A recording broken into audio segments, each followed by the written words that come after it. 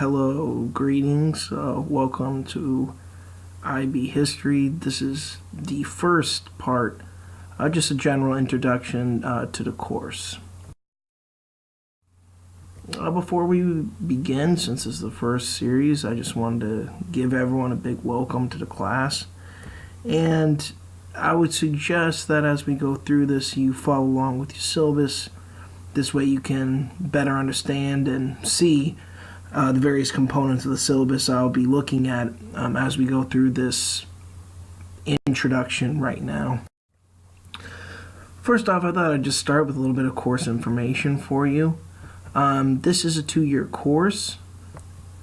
Now, what makes the IB curriculum unique is that instead of simply being given a huge list of things to study, IB allows me as the teacher to choose certain areas of study.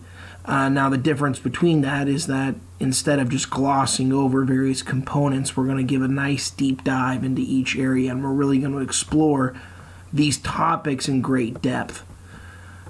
Since this is a higher level of class, and because it is sanctioned by International Baccalaureate, this is very much reading and writing focused. You will have a lot of readings you'll have to do. All of your tests will be written. All of your homework will be written. There's no multiple choice other than maybe the final. The point is, it's very, very doable, but you need to make sure you're reading every single day and you're refining your writing and reading technique as it pertains to history and social studies. This course is going to look at various components of United States history, Latin American history, as well as world history topics and components. And of course, don't forget about Canada. This is the history of the Americas. Canada is part of that, so we'll be looking at some areas and components of that as well. There's 2 major things that we're looking to do here and looking to cover. One is to enhance your history content, the actual specific events, the people, the who, the what, the where, etc. However, the next part is the historical skill. This is when we really try to explore the so what.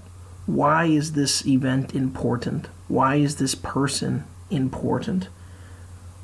Also trying to analyze historical skills, reading primary sources, analyzing, utilizing historical sources. History is not black and white. There's a lot of complexities to it. And so a major part of this course is kind of unraveling those complexities. And so we'll be focused on not only learning historical skills, but certainly, analyzing sources and content and all the rest of those things as we go along. The IB course layout. This is how I have the layout of the course addressed. As I said earlier, what makes the IB curriculum unique? Well, many things, to be quite honest. But one is that instead of just being given a bunch of topics and being told, okay, you have to teach all of these, instead, I've given a big list of topics to study from, and I only select a limited number. And so what that means is that I get to play on some of my strengths as an instructor. I also get to play on topics that I think students seem to like more than others. So in the junior year, we're going to start by looking at the United States Civil War. We'll spend 2 units doing that, which I'll elaborate on a little bit further in the next slide. We'll also be looking at the emergence of Americas and global affairs. That's about the late 19th century into the early 20th century. That's going to include 2 major components, U.S. imperialism and imperialism in the Americas, as well as the involvement of the Americas in World War I, specifically the United States. We're also going to be looking at World War I, both from a world history perspective as well as a America's history perspective. Same thing with World War II. And then in the junior year, we're going to look at the Cold War, but with a specific emphasis on the Americas. And so we'll be really looking at the United States, but also the involvement of Latin America in the Cold War. Really exciting. In the senior year, we're going to take more of a world history approach and perspective. Between the summer of the junior and senior year, you're going to be studying 4 major wars and studying their major causes and effects. We'll then move on into authoritarian states, single-party ruled states, dictatorship type things. We'll then move on into the Cold War. This time, though, when we study it, we'll be doing it from a much more world history perspective, this tension and superpower rivalry between the United States and the Soviet Union. And then into the second semester, we're going to look at the concept of rights and protest. And the two case studies we'll be looking at is apartheid in South Africa and then the civil rights movement in the United States, both taking place around the same time frame, the 1950s and the 1960s, but both incredibly different, both in execution, both in the types of rights violated, the types of discrimination, and also the end result. And so we'll really kind of be looking at these two case studies to explore how rights are taken away, why people protest, and how that kind of looks. And that'll be the last area of study in the senior year before we start reviewing for your IB exam to take place in May, which we'll talk about later in the next module. Now, I want to spend some time here looking specifically at the Year 1 curriculum and the units that we'll be looking at. In the first semester, we're going to start with Unit 1, which is all about the causes of the United States Civil War, starting in really since the birth of the country into 1860. We'll then spend time looking at the fighting and the effects of the U.S. Civil War, the battles that take place, who wins, and the effects, what happens afterwards. Unit 3, we start to talk about the emergence of America and global affairs. And so this one we'll be looking at U.S. imperialism. We'll be looking at various types of imperial activity, and really the first time the United States is a global power. In Unit 4, we're going to take a look at the causes of World War I. Depending on the history course you took this past year, you should have a decent framework of that, but we'll be really elaborating and exploring in this in much more detail. In Unit 5, we'll be looking at the fighting of World War I, and we'll be looking at the battles, and we'll be looking at the type of fighting involved. Again, who wins, who loses. We'll look at the impact of technology in the outcome of the war, why one side won over the other. And then finally, to end the first semester, we'll be looking at the settlement and effects of World War I. Do keep in mind, in Units 5 and 6, not only are we looking at World War I from a world history perspective, we'll also be looking at it from a America's history perspective. What is the role of the United States in the fighting? Why does the United States get involved? What is the effect of World War I on the Americas, explicitly the United States, and even some talk about the role of Latin America. Although mild in World War I, it's worth consideration and worth talking about. In the semester 2 of the first year, the junior year, we'll then move on into the causes of World War II, and those really are going to build on from the effects and settlement of World War I, so we'll be right there ready to go with that. We'll then be looking at the fighting and effects of World War II. We're able to combine those two concepts together. Again, same thing that we're looking at in Unit 5 with the fighting, and then into Unit 6.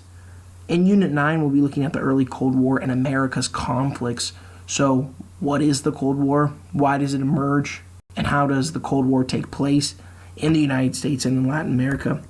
And we'll finish it up by looking at the late Cold War and America's conflicts. What happens there?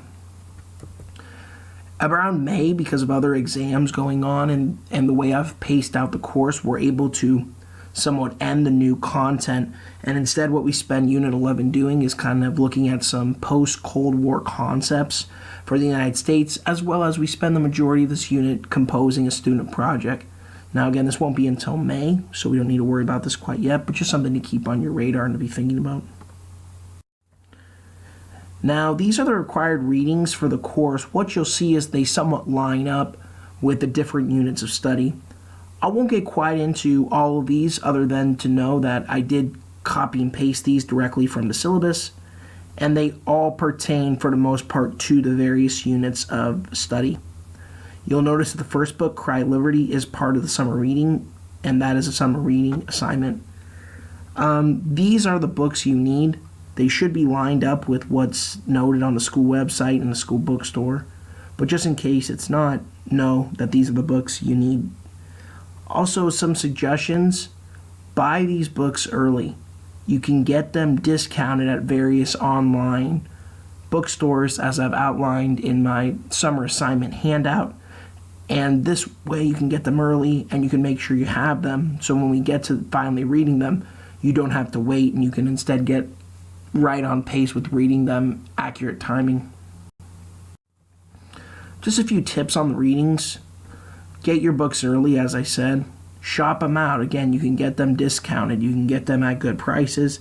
Do not fall behind on your reading. Sometimes in this course, you may not have an assignment due for 2 weeks at a time.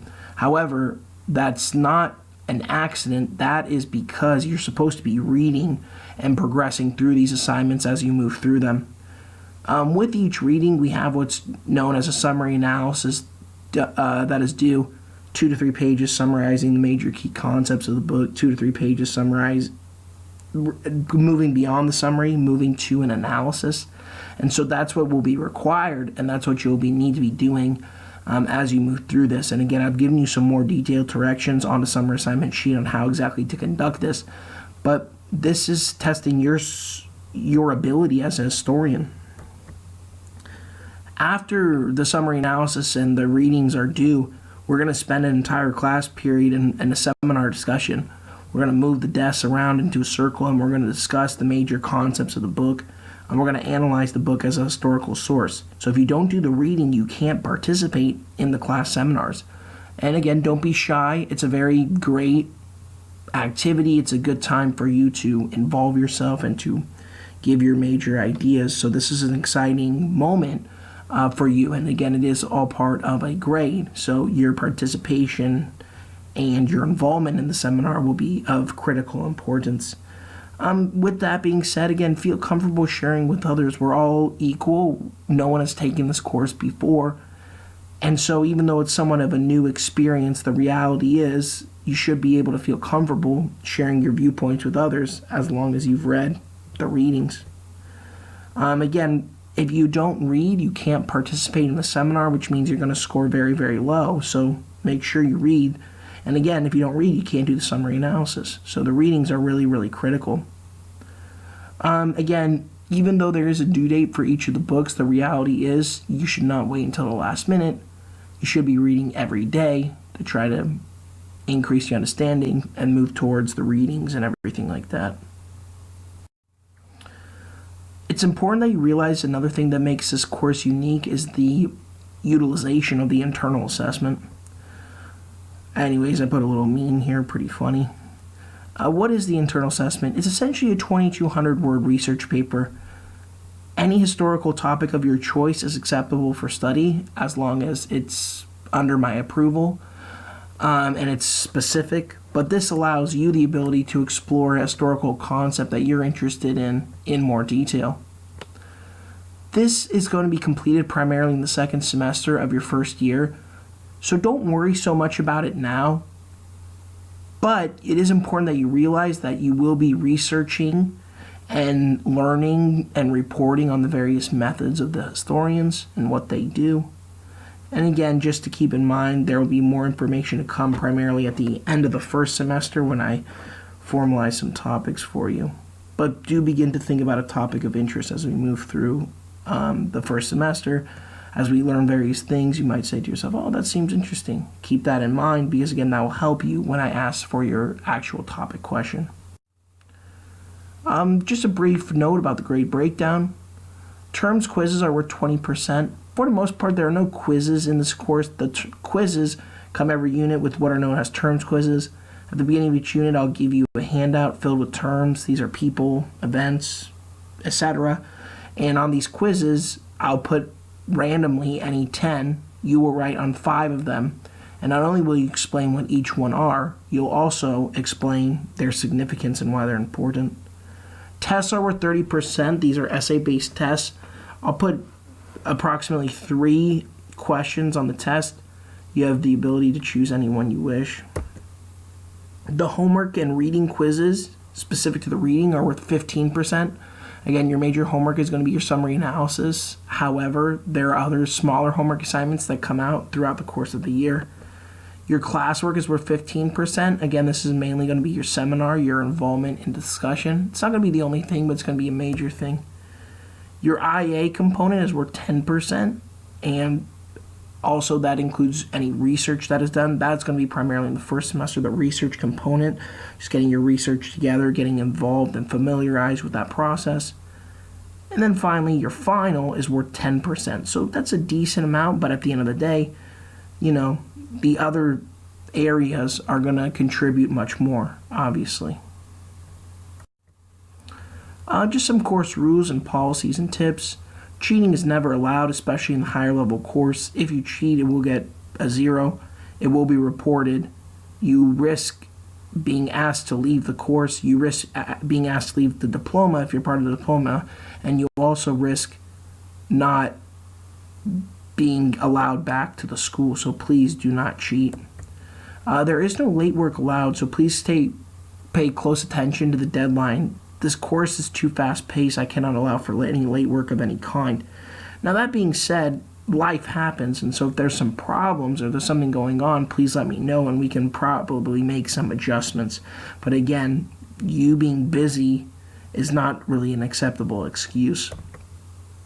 Again, I will give you a calendar at the beginning of the semester. This will have your major deadlines, not every assignment, but it'll have your tests, have your quizzes, and it'll have the due dates of your major summary analysis. Pay close attention to the dates and plan ahead of time so you're ready to go. Again, I'm always available. If you need anything, please see me sooner rather than later. Do not wait till the very end of the semester to ask how to raise your grade. This is an ever-going process. Let's address it soon so we can improve on it and get you to where you need to be. I'm available for tutoring, makeups, etc. every morning. Also, I'm available after school. Just let me know and we can arrange a time and make sure we're on the right track. Again, it is important that you realize that the workload is substantial, but it's very manageable. And so again, a lot of this is going to rely on you having a good time management, good use of the calendar, good use of your time, so you can make sure that you are diligent and you're able to be successful.